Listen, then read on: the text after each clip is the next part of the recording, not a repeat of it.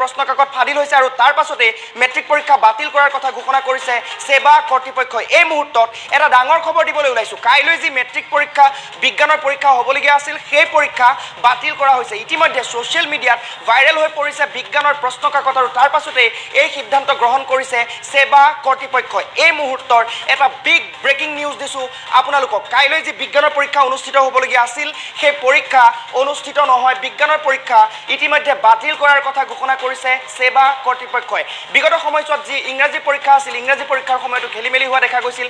তাৰ পাছতে শিক্ষামন্ত্ৰীয়ে কৈছিল যে কোনো প্ৰশ্নকাকত ফাদিল হোৱা নাই, প্ৰশ্নকাকত এঘণ্টাৰ পিছতহে প্ৰকাশ পাইছে, সেয়া ফাদিল হোৱা বুলি ক'ব নোৱাৰি। আৰু তাৰ পিছতে আজি এই কথা ঘোষণা কৰা হৈছে যে কাইলৈ যি মেট্ৰিক পৰীক্ষা আছিল, বিজ্ঞানৰ পৰীক্ষা আছিল, বিজ্ঞানৰ পৰীক্ষা ইতিমধ্যে বাতিল কৰা হৈছে। অৰ্থাৎ কাইলৈ বিজ্ঞানৰ পৰীক্ষা অনুষ্ঠিত নহয়।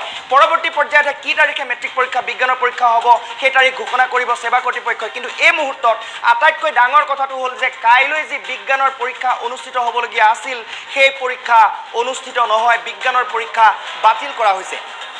ইতিমধ্যে প্ৰশ্নকাকত ফাদিল হৈছে আৰু ছ'চিয়েল মিডিয়াত বিজ্ঞানৰ প্ৰশ্নকাকত ভাইৰেল হৈ পৰিছে। তাৰ পাছতে এই সিদ্ধান্ত গ্ৰহণ কৰিছে সেৱা কৰ্তৃপক্ষই।